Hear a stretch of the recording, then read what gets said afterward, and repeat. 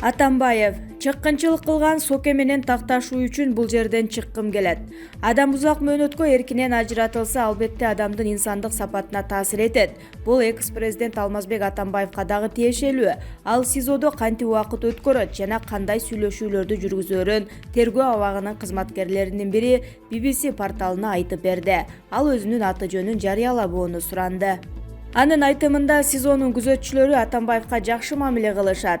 Албетте, бул жөнөкөй адам эмес, экс-президент экендигин түшүнөбүз. Ал тергөө абагынын кызматкерлерине аябай жылуу мамиле кылат. Биздин иштерибизде, ден соолугубузду дайыма сурап турат.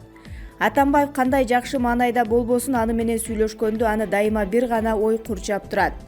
Башка эч нерсенин кереги жок. Бир гана нерсе: мен биздин достукка чыккынчылык кылган соке менен такташуу үчүн бул жерден чыккым келет деп экс-президенттин айткандарын айтты. Буга чейин криминалдык авторитет Батукаевдин мыйзамсыз бошотулушу боюнча иштин кайра каралышына байланыштуу мурунку мамлекет башчысы Алмазбек Атамбаев номер 47 абактан УКМКнын СИЗОсуна которулган. Жапаров: Көлбаевди тааныйм, штабты Матраимовдор каржылап жатат деген калп. Президенттикке талапкер Садыр Жапаров анын штабын Матраимовдор каржылап жатыптыр деген сөз боюнча журналист Майраш Базлакуновага курган маегинде жооп берген. Матраимовдор каржылап жатыптыр дегенде карандай калп. Убагында 2010 жылдан бери эле Ата журт партиясын Ташиевди, мени Бакиевдер акча бериптир, реванш кылат экен деп Бакиевдерге чаптап келишкен. Бирок алар калп, Бакиевдерден бир тыйын алган эмеспиз, деди ал. Жапаров буга чейин Райымбек Матраимовго карата козголгон кылмыш иши боюнча тергөө дагы деле жүрүп жатканын айтып, анын жыйынтыгы менен сөзсүз чечим кабыл алынат деп ишендирди. Экс-бажычы Райымбек Матраимовду УКМКнын кызматкерлери 20 октябрда коррупцияга шектеп кармашкан. Ошол эле күнү 1-май райондук соту эч жакка кетпөө тил катынын негизинде аны бошоткон. Анткени Матраимов тергөө менен кызматташууга, анын ичинде мамлекетке келтирген чыгымды калыбына келтирүү үчүн 2 миллиард сом төлөп берүүгө макулдугун берген. Каржы министрлигинин маалыматы боюнча 8 декабрга карата бажы кызматынын башчысынын мурдагы орун басары 773 миллион сом төлөдү. Көлбаевди тааныйм. Садыр Жапаров мыйзамдагы ору камчы Көлбаевди тааный турганын сурак учурунда беттешкенин айтты. 2012 жылы камалган кезде сурак болду. Мен, Ташиев, Мамытов камакта жаттык. Ошол кезде камчы Көлбаевди Аравиядан алып келип, ошол жерге УКМКнын тергөө жайына камашты. Ошондо тергөөчүлөр 2010 жылдагы иштер боюнча беттештирүүгө алып келген. Бет маңдай отуруп тергөөчүлөрдүн суроолоруна жооп бергенбиз. Ошол бойдон көргөн жокмун, деди ал. Абдил Сегизбаев менен дебатка чыгуунун шарты тууралуу. Жапаров президенттикке талапкерлердин бири УКМКнын экс-жетекчиси Абдил Сегизбаев менен дебатка катышууга даяр экенин, бирок бир шарты бар экенин айтты. Эгерде саясий, экономикалык жактан кандай өнүгөбүз деген темада дебат болсо барып катышса болот. Барып ал билгерки ушактарды сүйлөп отургандардын кажети жок. Мурда кайда жүрдүң эле, минтип койбойсуңбу деген сөздөрдү мен жактыра бербейм, деди ал. Буга чейин Абдил Сегизбаев Азаттыкка курган маегинде Садыр Жапаровду түз эфирге теледебатка чакырып, учурда коомдо болуп жаткан актуалдуу маселелер боюнча сүйлөшүүгө чакырган. Булак Клоп Кейжи. Путин: Кыргызстанда бийлик алмашуунун башаламандык менен коштолуусу адаттагыдай көрүнүш. Орусиянын президенти мындай пикирин 17 декабрда салттуу басма сөз жыйынында билдирди. Журналист Путинден Кыргызстандагы, Молдовадагы жана Беларустагы кырдаал тууралуу сурап, ал союздаштарын жоготуп алуудан чоочубайбы деген маселеге кызыккан. Бул сиз айткандай орто жаштагы кризис эмес. Кыргызстанда бийлик алмашуу дайыма башаламандык менен коштолот. Дайыма ички саясий турмушун айрым батыш өлкөлөрүнүн бачымына ылайыктоого аракеттенип алдыга чуркашат. Бирок Кыргызстанда саясий түшүнүктүн деңгээли, саясий институттардын өнүгүшү, маселен, Франциядагыдай же Германиядагыдай эмес да, КМШ өлкөлөрүндө болуп жаткан көрүнүштөр бул өз жолун издөө аракети, деди Путин. Мелис Саладинов: Кылмышкерлер ээн эркин баса албай калды. УКМКга Ташиев келгени кылмыштуу дүйнө менен күрөш күч алды. Чорныйлардын ана башы кармалгандан бери каалагандай жүрүп, өз билгенин кылган каралар ээн эркин көчөдө баса албай калды. Жалал-Абадта далайлардын азабын жедирген чач кармалса, Ошто өзүн кожоюн сезген жеңгө качып, азыр издөөдө жүрөт. Эми бул караларыңдын дагы далайы кармала турганы тар чөйрөдө сөз боло баштады.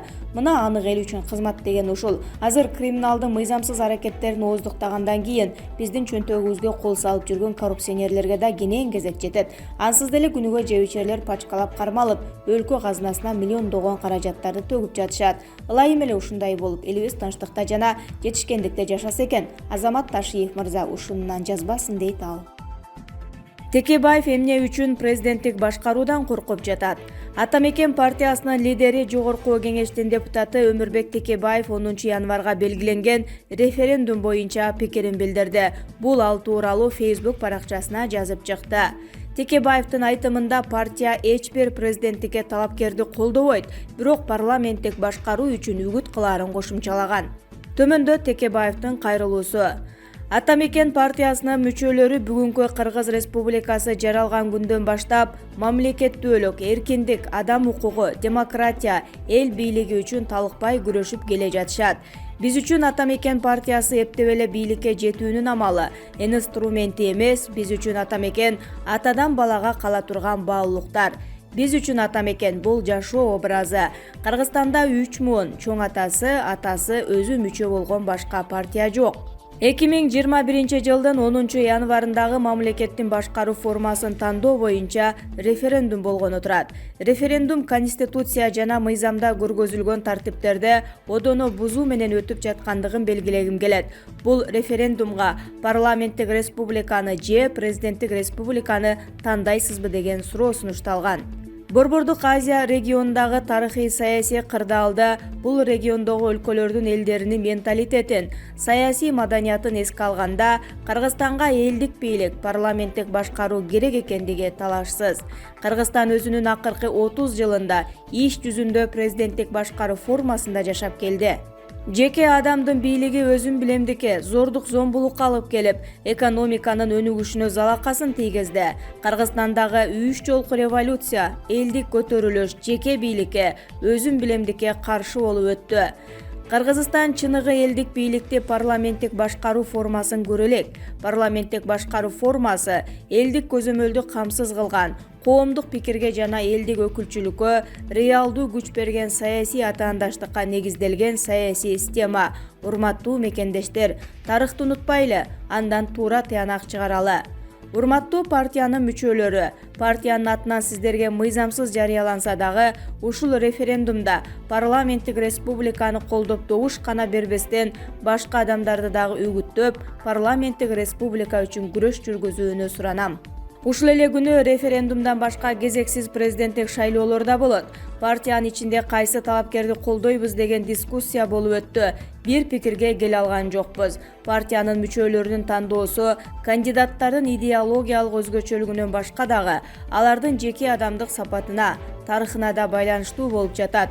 Ошондуктан партия президенттик шайлоодо өз мүчөлөрүнө эркин добуш берүүнү жарыялайт. Бирок тигил же бул себептен кандидатты тандап, добуш берип жатканда партиянын идеологиялык установкасында унутпашыңарды суранам.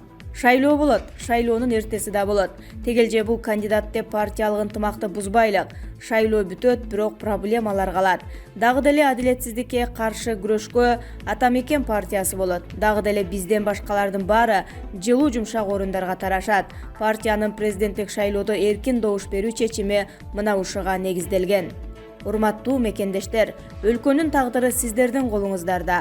Тарыхый жоопкерчиликти сезип, улуу максаттарга татыктуу бололу, туура тандайлы. Өмүрбек Текебаев.